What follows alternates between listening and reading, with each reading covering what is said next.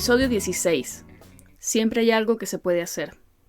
Este es un episodio muy especial, porque para celebrar el Día del Médico Venezolano, nos fuimos a Valencia con el doctor Rubén Darío Peralta, un ginecólogo especializado en fertilidad y reproducción que además se desempeña como profesor en la Universidad de Carabobo.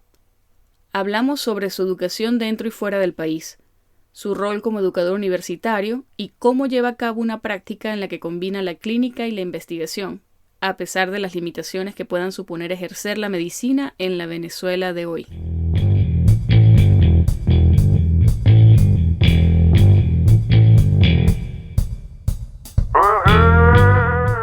Estás escuchando Pluripotenciales, el podcast de la doctora Sheila Toro. Forma parte de una comunidad médica en la que se exalta cooperación en lugar de competencia y escucha voces auténticas que relatan historias de resiliencia, perseverancia y reinvención.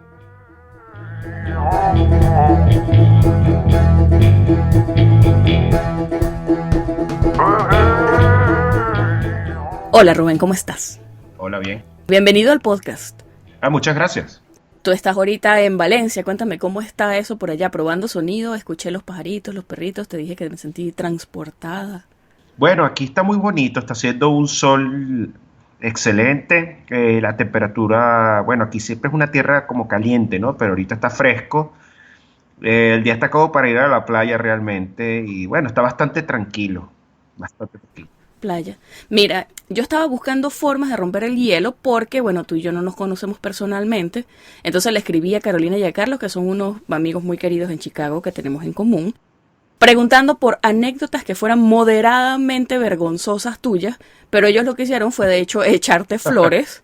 Todas las flores del mundo me dijeron que a ti de hecho en el IBIC te decían Rubén el Ilustrado. Ellos son unos exagerados, dicen muchos cumplidos, pero realmente los inteligentes son ellos, gente muy inteligente. O sea que ustedes se echan flores entre sí, pues.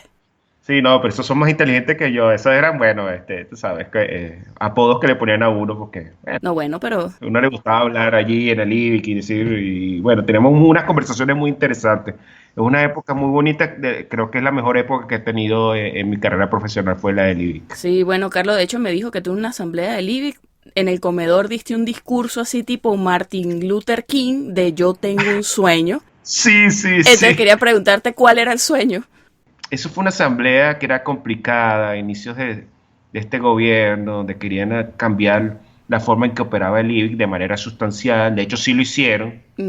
Y bueno, yo hablé allí, indignado ante lo que estaba escuchando por parte de los representantes del ministerio, que esa reforma que ellos intentaban hacer era innecesaria, que la ciencia en Venezuela necesitaba otras cosas y que el IBIC, a pesar de sus fallas, y que sí, por supuesto, tenía que modernizarse y adaptarse a los nuevos tiempos, era una institución modelo para Venezuela y que mi sueño era que se establecieran IBICs en todas las regiones, en todos los estados de Venezuela, porque eso iba a impulsar el desarrollo y algo que estaba bien hecho, que probaba que funciona, un sistema de excelencia internacional tenía que ser replicado y ese era el sueño que yo les conté a los burócratas del ministerio. Bueno, y suena bonito. Sí, claro. Pero sí, volviendo a todas esas flores que te echaron, yo lo entiendo por completo, porque tú eres, bueno, dirían aquí super accomplished. Sí, viendo tu currículum, en mis respetos, o sea, más o menos como abuelo de pájaro, tú te graduaste de la Universidad de Carabobo en el 2000. Sí. Hiciste después tu máster en el IBIC en reproducción humana. Uh-huh. Estudiaste un PhD en biociencia. Bueno, eres obstetra, trabajas en medicina reproductiva, con un toquecito de investigación por tu mismo background. Pero yo quiero preguntarte, porque, bueno, yo te dije, o sea, tú vi también que hiciste tu residencia asistencial en cirugía, y cómo es que un residente de cirugía decide que quiere hacer un PhD en biociencia. Bueno, te voy a contar. Yo cuando me gradué realmente no me gustaba nada. Ninguna especialidad me llamaba la atención, todo me aburría. De hecho, parte de mis notas no fueron tan buenas como uno pensaría, porque es que yo no estaba, nada me llamaba la atención. Yo tengo ese problema, a mí me tiene que apasionar algo. Y entonces, bueno, yo hago muchas cosas a la vez, tengo muchos intereses. Entonces, realmente a mí no me gustaba nada. Pero un día, en una conversación que tuve con unos amigos, hablaron de un problema de fertilidad masculina. Y eso sí me llamó la atención, Ujú. de problemas de infertilidad. Entonces, hablando, indagando, me di cuenta que, bueno, que no había muchos especialistas en fertilidad masculina.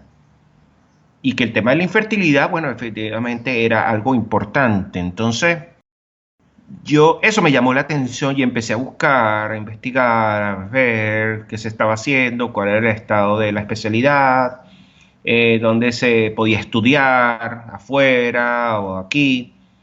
Y bueno, allí me di cuenta que una de las cosas era que una subespecialidad que estaba, la trabajaban algunos urólogos. Entonces, dije, en ese momento, bueno, una de las prelaciones para hacer urología es tener una residencia en cirugía. Y por eso decidí, sin que me apasionara ni me gustara mucho la cirugía, decidí, bueno, yo tengo que hacer esta alcabala para poder después hacer urología y especializarme en lo que que esto es lo que me está llamando la atención.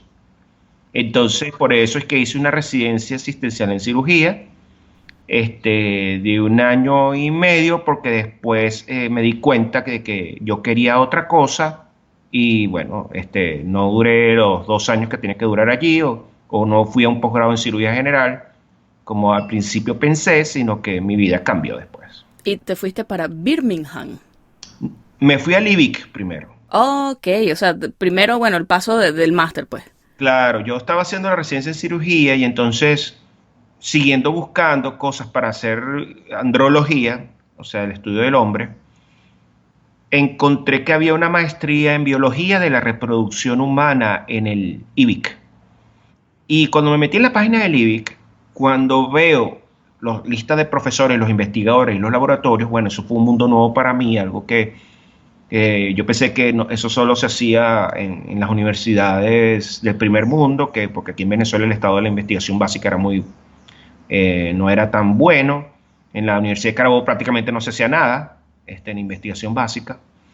Entonces, cuando veo, una de las cosas que me llamó y que hizo clic en mi mente fue que vi que todos los docentes, los investigadores que estaban en el IBIC tenían PhD y tenían PhD en los mejores centros del mundo. Y yo dije, esto es gente de excelencia, esta gente de otro nivel, yo quiero estar allí. Bueno, y te decía, o sea, el IBIC es el IBIC. Sí, lo sigue siendo. Está disminuido, pero sigue siendo la vanguardia en investigación aquí en Venezuela. Entonces, yo cuando vi el programa y vi los currículums de los investigadores, gente en Harvard, en Yale, en Cornell, gente formada en París, o sea, en las mejores universidades del mundo, yo dije, yo quiero estar allí, pues yo quiero aprender de esa gente. Y bueno, decidí enviar mi aplicación para allá. El área la fundó y la coordinaba el doctor Fulgencio Proverbio, que murió recientemente, mi maestro, alguien que yo estimé y estimo mucho. Tuve una entrevista con él, una persona maravillosa, muy inteligente, y él junto con Reinaldo Marín, bueno, me dieron la bienvenida, fui admitido en el posgrado y ahí comenzó mi vida. Dejé la medicina y me dediqué a la investigación básica y eso duró 7 años aproximadamente. Y bueno, 7 años en los que tu trabajo se enfocó básicamente en lo que me dices, motilidad espermática. Caro me estaba contando que trabajaba full con canales sodio-potasio, canales de calcio, en la membrana de los flagelos, los espermatozoides. Y yo te pregunto, ¿por qué fertilidad masculina? Bueno, sí, yo comencé a trabajar en el IBIC. De hecho, fui la primera persona en Venezuela que nosotros hicimos esos estudios de membranas en espermatozoides, eso no se había hecho en Venezuela. Y básicamente yo lo que quería, la motivación de estudiar fertilidad masculina era porque yo quería desarrollar un anticonceptivo masculino. Yo quería hacer un anticonceptivo oral masculino. Me parecía injusta la situación de que la mayoría de los métodos hormonales o orales era para la mujer y que no había nada para el hombre. Entonces yo salí con esa idea, entonces, de hacer algo que cambiara la especialidad, que cambiara la forma en que se hacían los tratamientos, se podía controlar la natalidad en ese sentido. Entonces, bueno, yo dije, hay que atacar al espermatozoide, y entonces, bueno, con Fulgencio Proverbio y Reinaldo Marín, que ellos, bueno, eran investigadores en el área de las membranas celulares, bombas de sodio-potasio, las bombas de calcio, las bombas de sodio. Entonces, bueno, empezamos a aislar, desarrollamos un protocolo, aislábamos las membranas de los espermatozoides y, bueno, empecé a hacer experimentos tratando de identificar qué transportadores estaban allí y cómo actuaban, ¿no? Y qué influencia podían tener en la movilidad espermática. De hecho, Carlomagno era uno de los donantes fijos en ese experimento, pues. Esta tesis es gracias a varios amigos, Ok. muy pocos amigos selectos, entre ellos el doctor Carlomagno. Que tuvieron el honor de colaborar. Tienen, Sí, sí, sí. tienen, tienen créditos, están en los Oye, yo no agradecimientos de sé la si lo tesis. mencioné en la tesis, pero no, en la tesis no, pero yo creo que sí mencioné algo de mis amigos, pero Mira, me mordí la este, lengua para no preguntarte de dónde sacabas las muestras. no, de mis compañeros de Libby, Carlos Magno, Pierre Estaño, Andrés Reyes, gente muy inteligente, pero que Y tenían que hacer comprometida con la soporte a la ciencia. ciencia. Claro, comprometida total. Bueno, esa Claro, es la actitud. comprometidos con la ciencia, claro. Mira, ¿y cómo pasaste de eso a hacer tu posgrado clínico en obstetricia? Bueno, mira, yo para la maestría obtuve una beca del Fondo Nacional de Ciencia y Tecnología. Y tuve también una beca del IMPRES médico, que en ese momento daba como un aporte a los médicos que estaban haciendo posgrado autofinanciado. Después dije, yo quiero seguir haciendo esto y me fui a Birmingham, porque quería trabajar en un grupo que era el mejor en Europa en calcio y en membranas a nivel espermático. Entonces, yo para eso, bueno, logré una beca, después de cierto tiempo luchando por esa beca, obtuve una beca de la Misión Ciencia, que era del Fondo Nacional de Ciencia y Tecnología. Era una beca muy buena, de hecho yo fui el último venezolano a tener una beca doctoral para estudiar en Inglaterra o en Estados Unidos, pues yo fui el último que salió. Después no hubo más convocatorias para países anglosajones por las diferencias políticas que tenía el gobierno de Chávez y entonces las becas que habían eran para los países que eran amigos de ellos, ¿no? Entonces, bueno, yo tuve esa beca y entonces yo siempre tuve claro que iba a regresar a Venezuela. Yo quería desarrollar mi trabajo en Venezuela, pensé que Venezuela estaba pasando por una situación difícil, pero que eso iba a cambiar, que no era eterno. Y yo quería, mi idea inicial era en el IBIC, pero evidentemente cuando llegué a Venezuela, cuando vi los sueldos, vi la situación de la experimentación, el IBIC ya estaba pasando por una situación difícil, realmente no eran las condiciones para ir, más que yo me había casado, ya tenía una hija, entonces yo dije, esto aquí en Venezuela, lo que yo quiero hacer no va a ser viable. De hecho, el tiempo me dio la razón.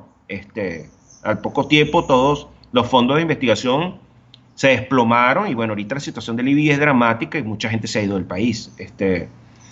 Entonces, y como yo siempre dije, bueno, ya tengo la teoría, pero ahora me falta la práctica, la parte clínica, porque siempre era visto como que, bueno, ajá, tú eres un científico, pero no tienes manera de aplicar esto con pacientes. Entonces yo decidí que una manera de complementarlo, todo lo que yo había aprendido y aplicarlo, era haciendo un posgrado clínico. Y decidí ir a ginecología de obstetricia porque me di cuenta de que ginecología de obstetricia también maneja la parte del hombre, el especialista en fertilidad, muchas veces, y tenía mucho campo para explorar todavía. Era un área que todavía en Venezuela, aunque hay excelentes especialistas, todavía falta mucho por hacer. En el mundo hay falta mucho por hacer. Y me di cuenta que era un área en donde yo podía conjugar las dos cosas. Bueno, por supuesto, trabajar, tener una entrada financiera diferente, no depender de la investigación y de la universidad o del IBIC, sino que yo pudiera establecer con mis propios medios una estructura de investigación clínica y de investigación, que es lo que he tratado de hacer aquí. Entonces decidí entrar, hice un posgrado de ginecología obstetricia en el hospital universitario, estuve 3 años allí, y después hice un entrenamiento clínico como fellow en un instituto de fertilidad, el Instituto Venezolano de Fertilidad, me certifiqué con la Red Latinoamericana de Reproducción Asistida y bueno, logré unir dos mundos, que fue la investigación con la clínica, y eso es lo que trato de aplicar en mi práctica de día a día. Bueno, y entonces ya luego de eso, en el 2016, de hecho, comenzaste a trabajar en tu posición actual como profesor en el departamento de ginecología en la Escuela de Medicina, allí en tu universidad, en la Universidad de Carabobo. Y bueno, a mí me llamó la atención muchísimo porque eso fue ya un tiempo en el que mucha gente estaba buscando oportunidades fuera de Venezuela y sin embargo tú decidiste comprometerte. Y quería preguntarte, ¿cuál fue tu motivación? Bueno, porque a mí siempre me ha apasionado la docencia. A mí siempre me ha gustado enseñar. Y hay varias bemoles allí. Una es que el mayor, yo siempre le digo a los estudiantes, y bueno, eso lo aprendí, que el mayor nivel de aprendizaje que una persona puede tener es cuando es capaz de enseñar lo que se sabe. Nadie puede enseñar ciencia si no la ha hecho. Entonces, cuando tú eres capaz de transmitir tus conocimientos a otra persona y que esta persona los comprende, los entiende, los asimila y logra aprendizaje, ese es el mayor nivel de aprendizaje que un ser humano puede obtener, pues cuando es capaz de transmitir el conocimiento. Lo segundo es que, bueno, a mí sí, siempre me gustó enseñar. Yo enseñé en Birmingham, en la Escuela de Medicina, yo enseñé en biociencias, yo siempre estuve como una especie de teaching assistant, ¿no? Y de hecho a mí me ofrecieron, estando en Venezuela, me ofrecieron trabajo allá para ser profesor. Pero yo decidí quedarme en Venezuela, pues. Y dije que, bueno, que yo quería aportar y parte de mi motivación también va porque yo quiero contribuir a formar más investigadores. Esa parte siempre ha sido débil, por ejemplo, en la Universidad de Carabobo. Es mucha clínica, y creo que en las pensiones de medicina en general no se hace tanto énfasis en la investigación, en aprender las herramientas, en cómo llevar proyectos. Creo que hay un déficit importante allí y yo quiero cambiar eso. Y por eso yo decidí dar clases para ayudar a formar gente en ese sentido y estimular a gente que quizás tiene las actitudes, pero no tiene la guía, a que pueda desarrollar conocimiento, crear conocimiento en su área de interés. Sí. Y esa es mi motivación. Bueno, y a mí me parece honestamente admirable porque yo te contaba antes que la mayoría de mis profesores ya no están en Venezuela o bueno, se han jubilado o la gente que de hecho sigue en Venezuela se ha retirado de la universidad para dedicarse a la medicina privada porque bueno, la situación de Venezuela a nivel económico todos sabemos cómo está y la gente bueno, tiene su familia y tiene sus responsabilidades, digamos. Entonces, yo eso lo veo con mucha tristeza porque siento que de hecho las generaciones nuevas quizás se van a perder eso a lo que yo estuve expuesta. Y bueno, yo a mis profesores los superadoro, pero bueno, en fin. Y sí, bueno, todos sabemos que esa es más o menos la situación de casi todas las universidades ahorita. Entonces quería preguntarte cómo es enseñar en una universidad venezolana hoy en día. Bueno, las cosas sí, como tú dices, han cambiado mucho desde cuando uno estaba allí a como las cosas son ahora. Primero, la infraestructura está muy disminuida. La universidad, por ejemplo, ha sufrido muchos robos y entonces prácticamente no hay instalaciones o computadoras ni nada para poder enseñar. Los robos también se llevan a cabo en el hospital, donde el módulo docente de la universidad ha sido desvalijado varias veces. Entonces, realmente que las condiciones para dar clases distan mucho de ser ideales. De la parte física, por supuesto, no hay recursos ni para hacer una carta. La directora de escuela, por ejemplo, hace los oficios a mano. Pues no hay cómo imprimir. Pero a mí me ha tocado dar clases en sitios distintos, porque una cosa que yo tengo es que no hace falta 4 paredes para enseñar o para continuar la labor de docencia. Yo he tenido que dar clases debajo de un árbol o en una plaza, con tal de que los estudiantes no perdieran la continuidad de la pasantía y cumplir con los tiempos estimados para que ellos también se puedan graduar. Es muy duro ser estudiante hoy en día porque con tantos problemas se está perdiendo mucho tiempo y la situación económica es brutal y ser un estudiante a tiempo completo ya no es lo mismo de antes. Todo es muy costoso, muchos estudiantes a veces no tienen las comidas completas, no hay servicios que los apoyen, los padres pasan por problemas económicos, entonces uno ve la pérdida de peso de los estudiantes, uno ve que muchos estudiantes se retiran, y entonces, claro, un estudiante no puede perder tiempo o puede darse el lujo de pasar 4 meses, 5 meses sin estudiar, tienen que ponerse a trabajar, es muy complicado. Y con respecto al personal docente, bueno, como muchos se han ido, muchos han renunciado por los bajos sueldos, cada vez quedamos menos y tenemos que tener más carga en cuanto a estudiantes, ¿no? Es más difícil llevarlo. Pero una de las cosas que veo es que los estudiantes que están y que hacen esfuerzos considerables para asistir a sus clases y estudiar, muestran la misma motivación o aún más para aprender. Yo no sé si es por la crisis, por la situación por que les ha tocado vivir, que ellos tratan de aprovechar al máximo lo que se les ofrece. Tienen un compromiso social mucho mayor y son mucho más activos desde el punto de vista extracurricular que lo que fuimos nosotros en nuestro tiempo. Están en fundaciones, van a atender comunidades pobres, comunidades indígenas. Tú ves un rol activo de los estudiantes y eso antes no era así.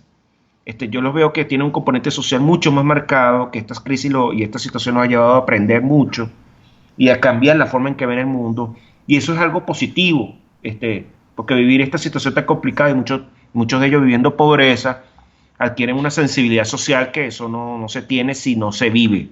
Entonces, por ese lado hay un perfil distinto.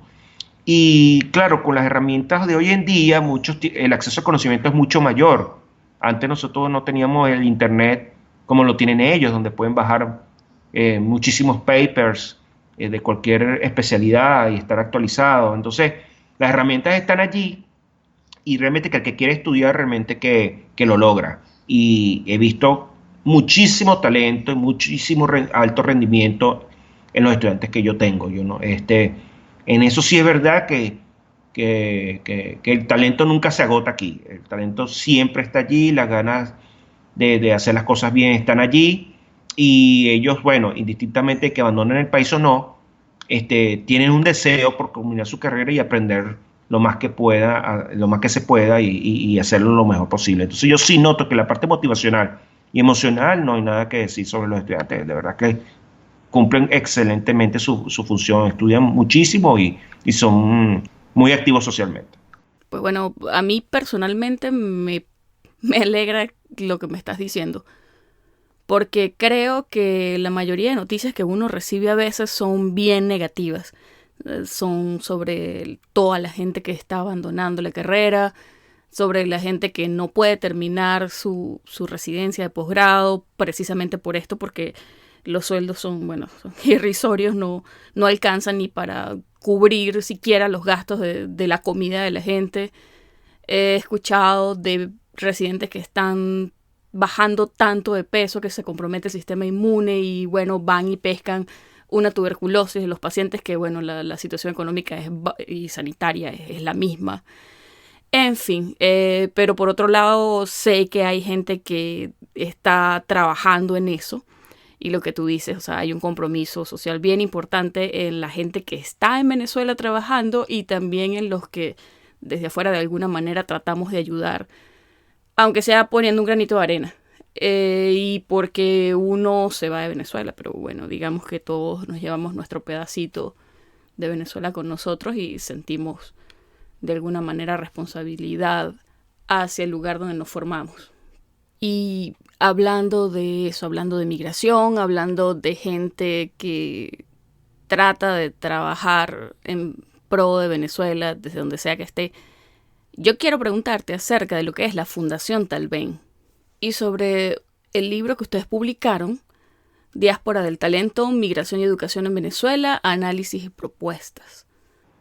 Bueno, la Fundación Talben fue creada en los 90 en la UNESCO, bajo la égida del doctor Francisco Kerdel Vegas, que es dermatólogo, académico, que era para el momento embajador de Venezuela en Francia y en la UNESCO.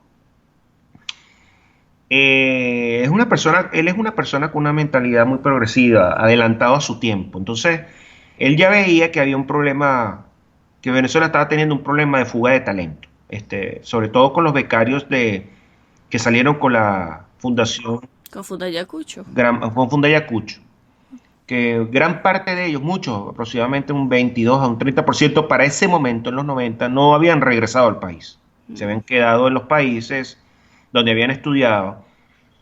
Y este grupo, por supuesto, muchos de ellos eran de los mejores estudiantes, los más destacados estudiantes que había. Entonces, él pensó o se le ocurrió desarrollar un programa en donde, a pesar de que esta persona no estuviera físicamente en el país, todavía pudiera colaborar para el desarrollo nacional, creando la Fundación Talento Venezolano en el Exterior. Entonces, básicamente se hizo una base de usuarios, de datos, donde estaba recogido, dónde estaban todos estos venezolanos, en qué instituciones estaban, en qué área trabajaban, y se contactaban y con fondos de la UNESCO, y entonces el programa consistía en que se organizaba una visita del experto expatriado por una semana a Venezuela, previamente concertada con un grupo local que estuviera trabajando en lo mismo, para desarrollar colaboración científica, sinergias, intercambio de conocimiento y que participaran en proyectos para Venezuela, utilizando la tecnología y los recursos que tenían en sus centros en el exterior. Un programa muy interesante, se pagaba el pasaje, los expertos venían una semana, trabajaban aquí, bueno, eso trajo muchísimas cosas buenas. Más de 180 expertos vinieron a Venezuela. Se desarrollaron redes científicas y colaboraciones, intercambio de estudiantes, libros, papers publicados. Tuvo un impacto muy, muy importante. Pero bueno, eso con la llegada del gobierno de Chávez lo terminaron, pues. Entonces, yo siempre, ese tema me ha motivado mucho, y bueno, más en la condición que tenía Venezuela en el 2010 cuando yo regresé, ya se estaba yendo todo el mundo, y ahorita, bueno, fue una estampida lo que ocurrió. Entonces yo, bueno, yo siempre me comunicaba con él, y entonces, bueno, él me dijo, pero que si yo quería desarrollar otra vez una nueva etapa en Talvez, lo hice. Y entonces, bueno, yo empecé a contactar, no estaba el problema de los pasajes, la gente podía venir todavía a Venezuela, y bueno, logré traer unas 15 personas, ¿no? Y entre una de ellas, de las cosas que organicé, fue un simposio en educación, porque me pareció que es un área muy importante que tiene que ser atendida en Venezuela. El estado de la educación venezolana es muy preocupante. Entonces, buscando expertos en educación que pudieran venir a Venezuela, me di cuenta que la jefa de la unidad de investigación en educación de la UNESCO era una venezolana. La jefa para el momento de la directora del programa de educación del Banco Mundial era una venezolana. El que había sido el director de educación del Banco Interamericano del Desarrollo era un venezolano. Y el director del programa de educación internacional de Harvard era un venezolano. Entonces yo me di cuenta, bueno, aquí, o sea, venezolanos dirigiendo programas importantes en educación en el mundo, o sea, tenemos que hacer un simposio de esto. Y entonces vinieron casi todos para acá, para Valencia y Caracas. Se hicieron 2 simposios. Vino Emiliana Vegas del Banco Mundial, que ahorita es la jefa de la unidad de educación del Banco Interamericano. Vino Clementina Acedo, que era la de la UNESCO. Vino Juan Carlos Navarro, que había sido director de educación en el Banco Interamericano. Y vino Cristina Lares Folmer, quien acababa de graduar en Harvard, en una maestría en educación internacional, y estaba llevando en Boston, ella dirigió un proyecto muy interesante de educación para adultos y reincorporación al trabajo. Bueno, el simposio fue un éxito, sobre todo en Valencia. En Caracas no se apreció tanto, pero en Valencia sí vinieron muchísimas personas. Y yo dije, bueno, nosotros tenemos que buscar la manera de dejar esto plasmado en algo. Y de ahí surgió la idea de diseñar este libro con parte de lo que se había expuesto allí, más en ese simposio también se mostraron las experiencias educativas interesantes que se estaban haciendo aquí en Venezuela, gente que está trabajando aquí. Y bueno, amalgamamos eso y lo conectamos con el tema migratorio, sobre las cifras de migración en Venezuela, sobre a dónde estaban yendo los venezolanos a radicarse, cuál era el perfil. Yo hice un estudio sobre las universidades. Bueno, se hizo un trabajo bien bonito allí. Y bueno, Pedro Palma, el destacado economista, hizo un análisis financiero de los capitales migratorios. El padre Ugalde mostró el proyecto de educación para transformar el país, un proyecto muy importante. Escribió Magali Sánchez, una investigadora venezolana en Princeton, junto con Douglas Massey, que era el presidente de la Academia de Ciencias Políticas y Sociales de los Estados Unidos. Escribieron un capítulo allí sobre la migración venezolana. Entonces, bueno, de la nada, gente muy reputada dio sus aportes y creamos ese libro que salió en ese año. Ese libro es conocido en los círculos académicos, no es tan popular para el público en general, pero yo tengo unas experiencias muy bonitas con ese libro porque me han escrito muchas personas haciendo tesis en universidades americanas solicitándome el libro. Y te cuento que hay alguien que de hecho está vendiendo una copia usada en Amazon en $132. Imagínate tú. Porque lo busqué, yo dije, ya va, o sea, yo tengo que revisar esto, yo voy a hablar con este hombre, yo tengo que leerlo. Y la única copia que conseguí, $132. Y yo, No, güey, yo te lo mando, o sea, ese libro no... Bueno, si ese Bueno, es el libro, bueno, yo todavía tengo libros aquí, me voy a poner las pilas entonces. Claro, definitivamente. Yo que tú, mira, no sé, mándamelos y los revendemos aquí. Te voy a contar algo. Varias tesistas en las universidades americanas me han escrito y pidiéndome el libro y lo he incluido en sus tesis de posgrado, de hecho. En varias bibliotecas en los Estados Unidos me he sorprendido que está el libro. Y una cosa que me pasó fue que a mí me invitaron para Texas a dar una conferencia en el programa Plan País. Eso te iba a preguntar, porque en marzo están y de hecho en la página de Fellow hay una foto tuya y yo dije, oye, sí, pero sí, estás en todo. Sí, bueno, sí, eso es una característica mía. Parezco hasta debajo de las piedras, parezco de Drupi. Ellos me invitaron para el país en una organización de estudiantes venezolanos que estudian en los Estados Unidos y ellos se organizan una vez al año para hablar sobre temas de Venezuela. Invitan gente y tratan de crear ideas. Es una cosa muy buena. Y ellos me invitaron a mí y a Cristina.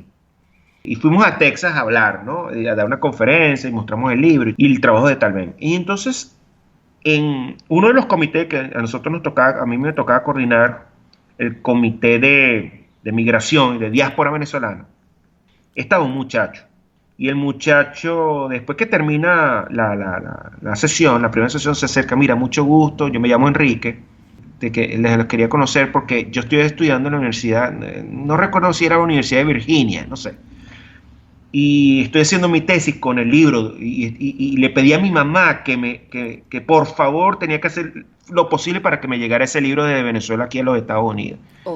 La fastidiaba, no sé qué, y bueno, oye, qué chévere todo, o sea, gracias, no sé qué, entonces, le firmamos un libro, creo, sí, se lo dediqué. Entonces, después, yo estaba con Laureano Márquez, porque Laureano, a él y a mí nos recogieron, nos llevaron a Texas en el mismo transporte, entonces nos hicimos amigos allí, pues, tipo muy simpático, bueno, un personaje. Entonces, el muchacho, yo estoy acompañando a Laureano, me dice, acompáñame a tomarme un café, entonces me voy con él, y el muchacho llega.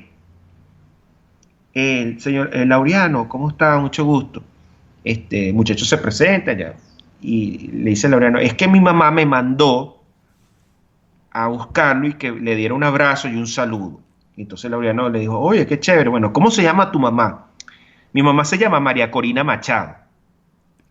Ok, entonces yo, tú eres el del libro. Y entonces yo veo que, oye, este tipo es el libro de María Corina Machado, está estudiando Economía y Ciencias Políticas, creo que estaba estudiando, y están haciendo una tesis y pidió el libro de nosotros y estaba persiguiéndonos con el libro. O sea, qué cosa, hasta dónde llega uno no sabe hasta dónde puede llegar con algo que uno diseña, ¿no? Entonces yo digo ahí que sí el libro, que es un muchacho que, bueno, evidentemente que si esto cambia, es un muchacho que probablemente tenga aspiraciones políticas. Entonces uno dice, bueno, este libro sí está cumpliendo la función que yo esperaba, que es que quizás no lo leyera mucha gente, pero que gente que preocupada por esto y que pueda tener algún tipo de influencia en algún momento lo tome en cuenta para futuras políticas públicas. Entonces, es un gran reconocimiento de que gente así y de todas partes en Estados Unidos lo tome como libro de consulta.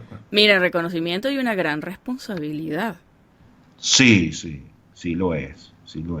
De hecho, me pasó una vez que le envié una copia a Leopoldo López en prisión y él me mandó a decir que lo había leído.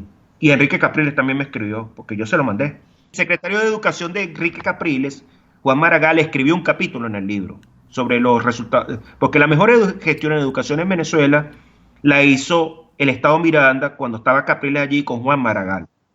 Entonces ellos escribieron allí lo que estaban haciendo para mejorar el rendimiento en matemáticas y lectura, y yo dije, esto tiene que estar incluido en el libro.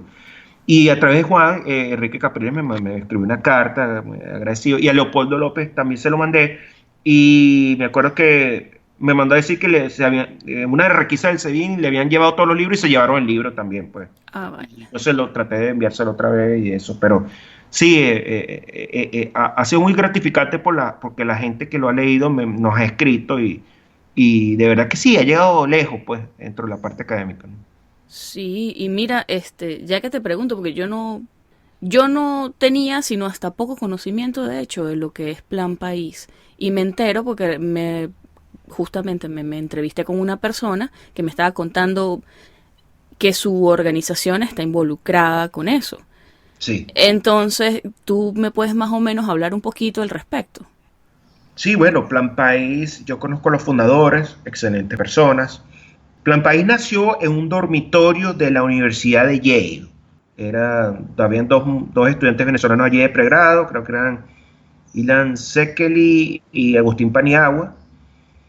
Y bueno, Venezuela estaba pasando por una de estas crisis que nosotros siempre tenemos y dijeron, bueno, nosotros tenemos que hacer algo, que estamos aquí en estas universidades con acceso al conocimiento y tratar de contribuir de alguna manera y de generar ideas y propuestas de políticas públicas. Y bueno, de allí nació ese movimiento y después se incorporaron Juan Pío Hernández, que venía de George Washington University, y también estaba Nelson Ortiz. Y bueno, ellos crearon como esta reunión anual donde van estudiantes de todos los venezolanos de todos los Estados Unidos, se reúnen para intercambiar ideas en comités e invitan expertos de acá. Por ejemplo, allí ha estado Moisés Naín, Ricardo Hausmann, ha estado César Miguel Rondón, ha estado Laureano Márquez, ¿Has Valentina estado Quintero. tú? Bueno, sí, estuve yo, pero Ahí hay una foto tuya en un sí, podio yo, así de lo más bueno, elegante. yo y Cristina Lares y yo estuvimos una vez, bueno, pero grandes nombres, pues, o sea, y entonces se reúnen en comités, de comité de educación, comité de turismo, comité de seguridad, comité de economía, de petróleo, y entonces, concha, le hacen, es una experiencia excelente, muy nutritiva, muy optimista. Uno está allí y uno se llena de optimismo cuando uno va a Plan País. De hecho, acaban de hacer uno en Europa, creo que en Francia, en Sciences Po, en la Sorbonne. Entonces, bueno, es una cosa que todos los años hacen y de verdad que yo recomiendo a todos los venezolanos que no sepan de esto, que se metan en la página, lo sigan y cuando haya un evento cerca de su región vayan, porque de verdad que es una experiencia que lo llena a uno de mucha esperanza, sobre todo toda la gente inteligente y capaz que está trabajando en generar ideas para poder implementarlas aquí. Bueno, y ahí voy yo también de coleada porque te contaba que a finales de marzo va a ser aquí en Houston, ya yo tengo mi entrada. Mira, yo quería preguntarte acerca de tu práctica como ginecólogo en Valencia, porque por supuesto, por todo el background que tú tienes, la forma en la que tú te has entrenado, tú actualmente trabajas, por supuesto, en medicina clínica, pero aparte tienes en tu práctica un componente de investigación bien importante y quería preguntarte al respecto. Yo recientemente he creado el laboratorio de reproducción humana, porque una de las cosas que pasa aquí es que uno se basa en la evidencia y en los trabajos que se realizan en otros países, estadísticas epidemiológicas de otros países, con otras poblaciones, que no necesariamente se aplican a las nuestras. Entonces estoy cansado de repetir en las clases las prevalencias e incidencias de lo que ocurre en Escandinavia o de los Estados Unidos. Yo dije, nosotros necesitamos tener los números de aquí. Entonces yo estoy comenzando por allí. Yo estoy tratando de ver primero cómo es la situación aquí, antes de diseñar intervenciones o cosas más elaboradas. Primero quiero comenzar por lo básico, entonces contestar las preguntas esenciales. En mi área, por ejemplo, ¿cuántas personas de nuestra población tienen dolor pélvico? ¿Cuántas personas de nuestra población tienen dolor con las relaciones sexuales? ¿A qué edad está llegando la menopausia en la mujer venezolana? ¿A qué edad están teniendo su primer hijo en promedio? ¿Cuántos hijos están teniendo? Preguntas básicas. Hay trabajos pero son con una muestra muy pequeña. Nosotros estamos en este momento tratando de reunir, hemos diseñado un trabajo para reunir una corte de miles de personas y en base a eso sacar los números y ver la situación aquí. Una vez con eso, uno diseña intervenciones. Entonces, bueno, estoy haciendo mucha investigación en ese sentido, biomédica.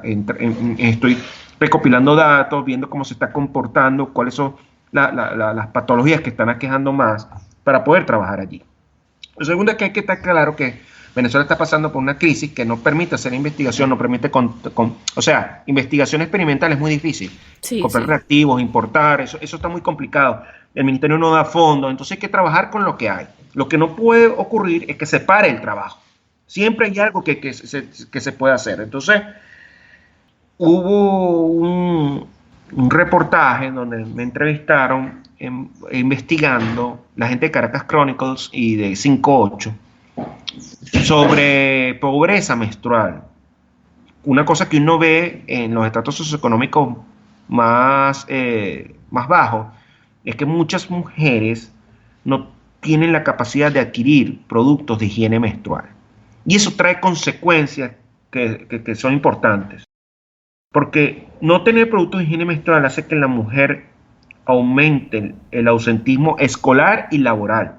Eso contribuye con el círculo de la pobreza en todo el mundo, en la mujer. Hay varios trabajos que se han hecho en muchos países que sufren de esto. Entonces, tiene un impacto económico importante y e impide que las mujeres, sobre todo las niñas, las jóvenes, alcancen su potencial porque tienen que faltar al colegio o a la escuela cada vez que le viene la menstruación.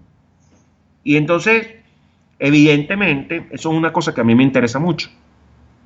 Y otra cosa es que están recurriendo a soluciones improvisadas que pueden poner en peligro su salud, usando cartones viejos, papeles, camisas viejas, etcétera, que pueden predisponer la aparición de infecciones y otro tipo de cosas. Entonces, ese tema decidí investigarlo y logré contactar a través de porque en ese reportaje yo di las cifras que yo manejaba y ellos, las periodistas, contrataron una fundación, la Luna Lezama Foundation, que es una fundación creada por dos muchachas que son venezolanas, nacieron aquí, pero se fueron muy pequeñas a Canadá, emigraron con su familia a Canadá.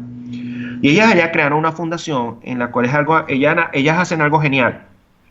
Ellas no son médicos, pero ellas hablaron con compañías que hacen copas menstruales, consiguieron donaciones que les donaran copas y esas copas las mandan a Venezuela para ser distribuidas entre mujeres de bajos recursos.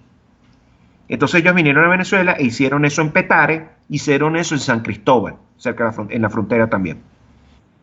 Entonces yo las contacté y me interesa mucho la copa porque la copa es un método que es muy ecológico, es sencillo de usar, no es costoso, dura mucho tiempo, puede durar hasta 10 años, y lo que necesita es que hiervas la copa después del uso en agua hirviendo, pues. Okay. Es algo que puede ser una solución ecológica, amigable, sostenible para muchas mujeres que están en necesidad.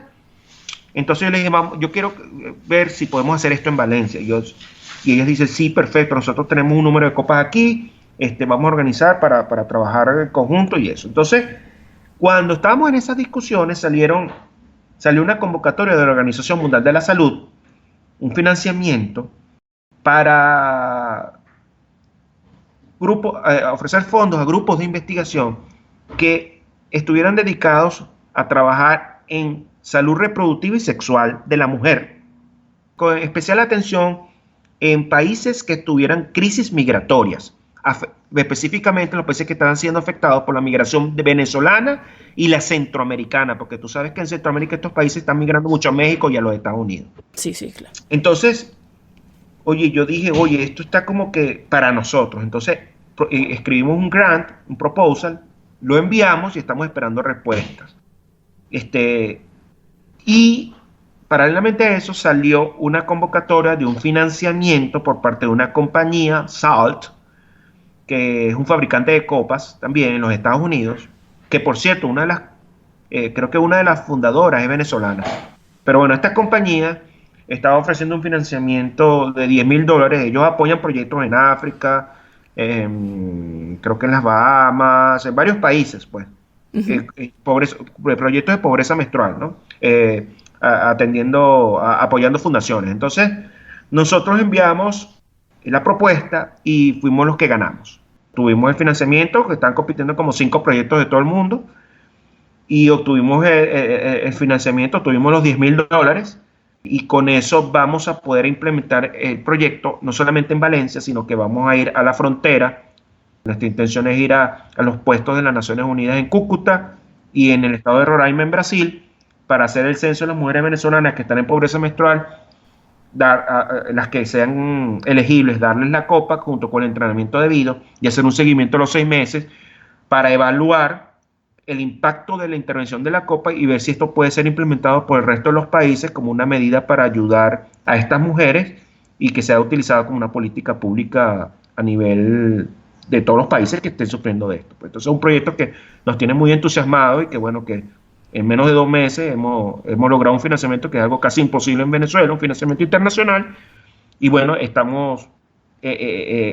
ya conformamos el equipo, hice una convocatoria, médicos recién graduados de aquí en la universidad que fueron de mis estudiantes, la mayoría de ellos, aunque no les guste ginecología obstetricia, decidieron aplicar. Y bueno, tengo un grupo allí de 10 personas y entonces vamos a comenzar a trabajar y ya estamos recogiendo la data y bueno, estamos muy entusiasmados con eso. Bueno, felicidades, eso son buenas noticias. Y de verdad, a nivel mundial, como que sabes, como que hay un movimiento de concientización en este sentido. Yo estaba viendo, de hecho, el otro día un mini documental en Netflix acerca de un señor en la India que estaba él y bueno, enseñándole a unas muchachas a hacer pads, a hacer toallas higiénicas. Sí, sí. O Es sea un que de problema. verdad sí, hay un movimiento y hay un problema en países que uno pensaba que, bueno, son países muy, muy pobres. Y bueno, ya nosotros estamos en ese punto, lo cual es lamentable, pero es súper chévere que hay gente como tú que está trabajando al respecto. Así que muchas gracias por eso y bueno, felicidades por el grant. Sí, sí, y una cosita, ¿no crees que es una cosa que pasa nada más allí en los países pobres? En Inglaterra, en el Reino Unido, se estima que 2 de cada 10 mujeres no pueden pagar los pads. Inglaterra. Inglaterra. En Estados Unidos también hay pobreza menstrual. ¿Y cuál es la causa? No tienen dinero, hay pobreza extrema. Wow. No, o sea, yo sé que hay gente que, bueno, uno no se lo espera, pero de verdad después que estás acá te das cuenta que de verdad hay gente que vive en unas condiciones bien difíciles, pero no pensaba porque hay Sí, ciertas cosas que, bueno, no sé si viene al caso, no sé si soy una persona calificada para hablar sobre esto, pero por ejemplo, hay formas de comprar, ¿sabes? Por ejemplo, las cajas de tampones, por alguna razón que yo no entiendo, las americanas usan mucho tampón. sí, sí, sí. Y son cajas inmensas de 200, 300 tampones y son súper baratos. Entonces a mí se me ocurre que probablemente por ahí es que viene la razón, ¿sabes? Que los costos son bajos. Sí, pero hay pobreza menstrual. Lo que pasa es que hay millones de personas en los millones de personas en Estados Unidos que están en una situación precaria. Y si te digo esto, que Inglaterra, que es una medicina socializada y hay muchos programas de asistencia, pasa eso, claro, no son los porcentajes tan importantes como lo que puede ocurrir en América Latina y en África o en países asiáticos. Pero sí, es un problema que es general, no sé, no están eximidos de lo que está pasando, pues. Bueno, pobreza y cuya también es una cuestión de acceso. Yo no sé Sí. cómo está la cosa, quizás más hacia el centro, porque uno siempre en el interior tenemos la idea de que quizás alrededor de Caracas la cosa está un poquito mejor, pero cada vez que yo voy a Venezuela yo llevo esa maleta full de pads y las distribuyo. Me siento, es una cosa muy rara, pero bueno, no sé, uno entre mujeres se entiende. Termino distribuyéndolo, ¿sabes? Dándole a las cuñadas, a las primas, porque de verdad no se consigue, o sea, es una cosa loca y están las cosas impagables y bueno, en fin, que de verdad muchísimas gracias en nombre del gremio femenino por ese trabajo que estás haciendo. Sí, vamos a ver, sí. Y mira, para cerrar, quería pedirte que para esos muchachos que aún se están formando, que están egresando de las universidades venezolanas, tú como profe y como si fuera para tus alumnos, le des un consejo. Bueno, fíjate, yo pienso que uno tiene que conseguir algo que lo apasione. Cuando uno tiene pasión por algo, busca hacerlo bien, busca entrenarse y busca hacerlo con excelencia. Y eso te lleva al éxito profesional y personal. Pienso que todos tenemos capacidades para llegar hasta donde nosotros queramos. El techo del hombre se lo pone el hombre mismo. Indistintamente que tú hayas nacido en Venezuela, en Colombia, en Taiwán, eso no te hace menos que el que está en Estados Unidos o en Inglaterra, que a lo mejor está en mejores condiciones socioeconómicas. Pero la capacidad intelectual, cuando uno demuestra que es trabajador y que quiere hacer las cosas bien, uno obtiene oportunidades. Las oportunidades se las crea uno. La suerte es lo que decía Pasteur. Pasteur decía que la suerte no existía, que uno se creaba las oportunidades y el momento se presentaba justo cuando tú estabas preparado para eso. Más o menos eso es lo que decía Pasteur. Yo pienso en eso mucho. Cuando llegue el momento, tú tienes que estar preparado. Pienso que una parte importante de la formación humana es vivir un tiempo fuera de su país. Yo pienso que estudiar o trabajar, vivir una experiencia de otra cultura, otro idioma, es algo que enriquece, fortalece y hace crecer al ser humano. Lo hace más tolerable, lo hace comprender al mundo, elimina el peligro del nacionalismo, busca la multilateralidad. Eso hace que la persona tenga mayor tolerancia y respetar al otro. Y hay muchas cosas que se pueden aprender en otros países que pueden ser aplicables en tu propio país si decides regresar. Yo veo, claro, es con tristeza que todos los estudiantes apenas se gradúen se quieran ir. Pero también pienso, es algo positivo que busquen enfrentarse a medios adversos, complicados, con un nivel de competitividad mayor, porque eso los va a hacer, los obliga a ser mejores profesionales, a competir con otro por un puesto en un programa de residencia americano o inglés o francés o alemán, con gente muy buena de todo el mundo que quiere estar allí y que logres tu puesto. Eso es algo que te da unas herramientas para la vida y te hace sentir de que lo estás haciendo bien y te hace crecer como persona y como profesional. Yo pienso que la experiencia, todo el que pueda hacer una experiencia profesional, aunque sea de entrenamiento corto, en el exterior, es necesaria, sobre todo para países como el nuestro. Porque yo pienso que bueno, es bastante difícil que muchos regresen, pero si en algún momento esto cambia, que lo va a hacer, esto va a cambiar, se va a necesitar mucho know-how. Y mucha gente, no necesariamente, quizá era la filosofía también, no necesariamente tú tienes que estar aquí para poder contribuir con Venezuela, a través de fundaciones, de programas, competencia técnica, con las tecnologías ahora, uno puede estar aquí, reunirse con cualquiera en Oslo, en Tokio, en Estados Unidos, en Houston, con quien sea. Hay muchas maneras de hacer programas de colaboración y mantenerse conectados con Venezuela desde donde estés. Entonces, yo sí pienso que deben buscar siempre competir en los mejores sitios, con los mejores aspirantes para medirse. Uno siempre tiene que medirse con los mejores, porque estar en el mejor ambiente o el más competitivo siempre te va a obligar a mejorar, a buscar la mejor versión de ti. Claro, una competencia sana, ¿no? Entonces, yo ese punto siempre estimulo a mis estudiantes, no se subestimen. Tú quieres hacer pediatría en UCLA, compite. Envía tu aplicación, prepárate para eso. No sabes si tú eres la persona elegida para eso. No te menosprecies, no te subestimes. Entonces, yo creo que ese es el mensaje. El techo se lo pone uno mismo.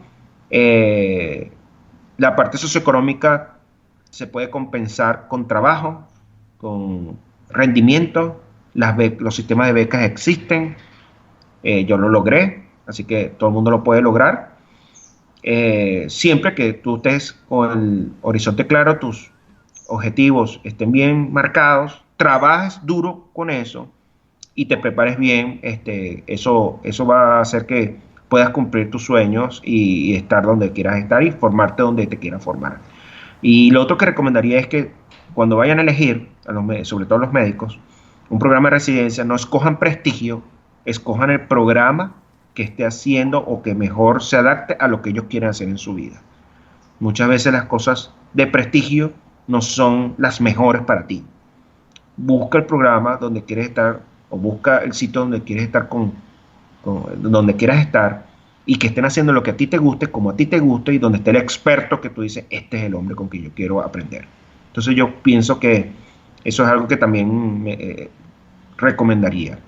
Y también les digo que, bueno, que a pesar que Venezuela está muy difícil, que no es ideal, todavía se puede vivir aquí, todavía se puede trabajar, todavía hay muchísimo por hacer y bueno, hay otras satisfacciones que da estar en tu país tratando de innovar, de ser pionero en cosas que a veces la parte material no lo permite. Pero bueno, mi mensaje básicamente es eso, trabajar, estudiar duro y crearse las oportunidades con el trabajo, con el esfuerzo y con la planificación. Bueno, Rubén, muchísimas gracias de verdad. Gracias por animarte. Gracias por hacerlo también. Gracias por ser tan motivador. Palabras de profe, de verdad. Me siento conmovida. Muchas gracias. Gracias. Cuye sigue con el trabajo duro. Sí, en eso estábamos, para adelante, como el elefante. Dale, bueno, que tengas feliz día y bueno, seguimos en contacto. En contacto estamos. Muchas gracias, Sheila. A ti. Chao. Hasta luego.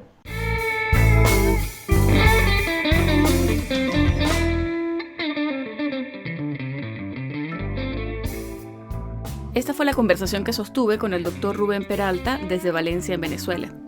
Si te gustó este episodio, compártelo con tus amigos y no olvides que puedes encontrarnos en pluripotenciales.com y las distintas plataformas de streaming. Desde Houston, Texas, en los Estados Unidos, como siempre, deseándoles el mayor de los éxitos y hoy en particular, feliz Día del Médico a mis colegas venezolanos. Se despide Sheila Toro.